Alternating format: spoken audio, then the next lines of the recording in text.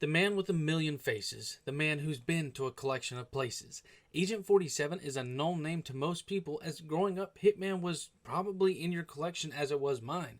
Today we're going to dive into the third and final installment of the most recent Hitman series. Now, I did dabble in the previous two, but I never beat them because I wasn't into them. So going into this one, I was iffy to say the least.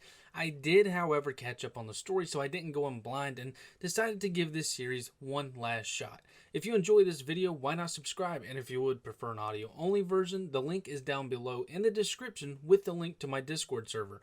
Also, a giveaway is happening. Subscribe, comment on the video which your preferred system is, and I will reply to the winner's comment 7 days from the release of this video telling you that you have won. Is Hitman 3 worth $60? Well, we're about to find out. My name is Tanner, and this is For Your Money, a different kind of review. Story first. Hitman 3 takes place right where Part 2's DLC ends. Agent 47 and Gray are trying to take down the remaining members of Providence. In this installment, we see many twists that catch us off guard, and in some cases, make us feel like we need to pause and play catch up in our own heads to grasp what's happening around us. For anyone who has played a Hitman game, they're not story-driven, so to say, or at least I would say. I mean, we obviously get the concept of Agent 47 and Diana's relationship, as well as what the ICA is, but every time I played Hitman, it was purely for entertainment.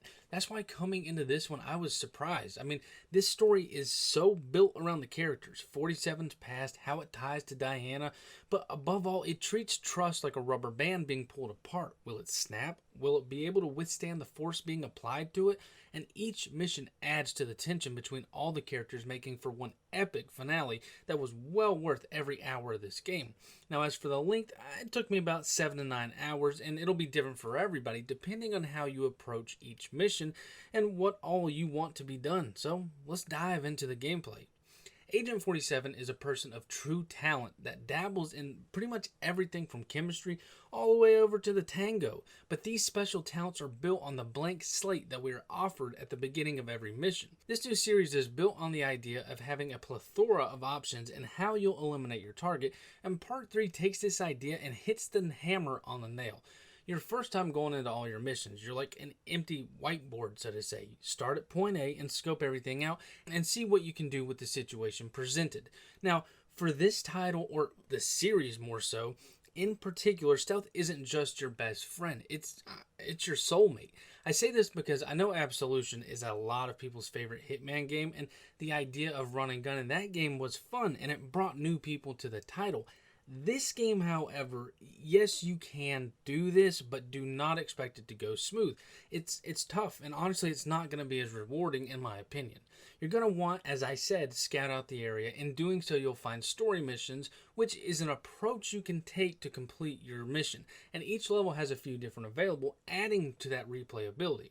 Now, you don't have to follow these story missions. You could simply find a few disguises, then slip into the areas you need to be, and take out your target and simply go about your game, whichever suits you best. But in doing these story missions, you'll experience more of the game and learn more about the backgrounds of each target you're after.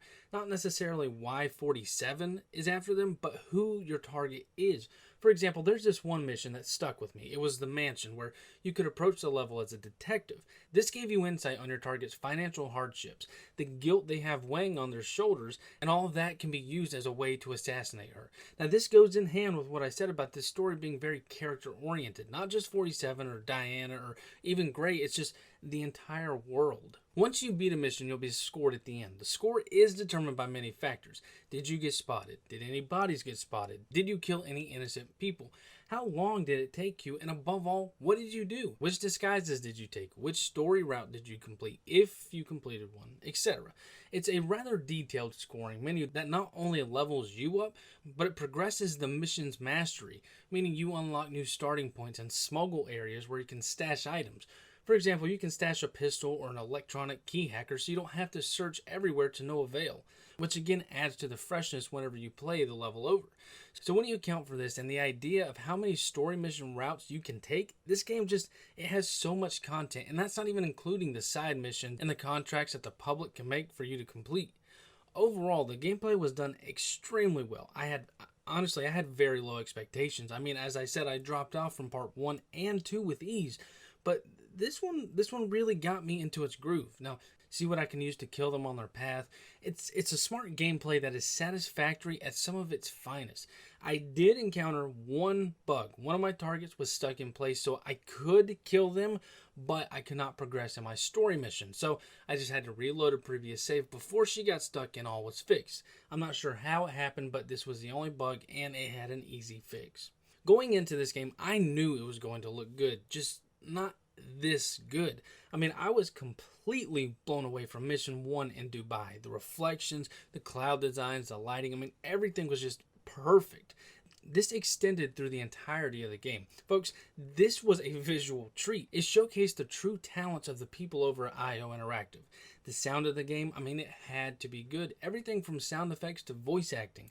The reason the voice acting had to be clear and good, this is a game where conversations link vital information such as codes, areas, etc. I mean, really, this was one of the best designs I've seen in a long while. So, here's some clips of the overall design. Listen. Ignore him. He's crazy, huh?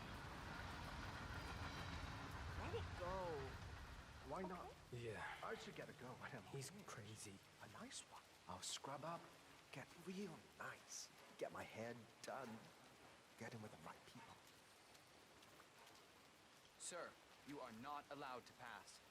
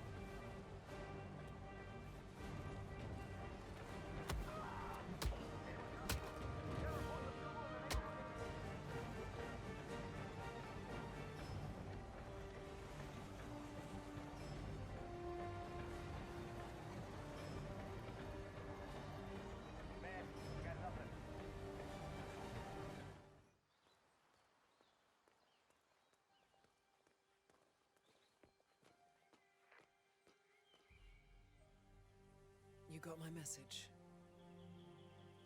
You'd never get caught on camera. Not unless you wanted to be seen. So what's the play?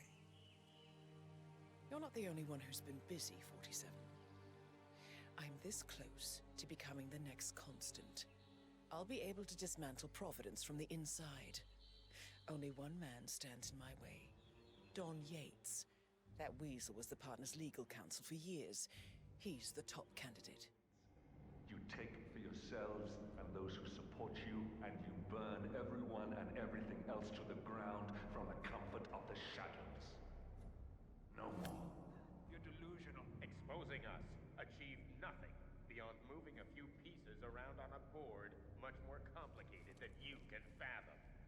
The world believes we're dead. What more do you want? Me? Nothing.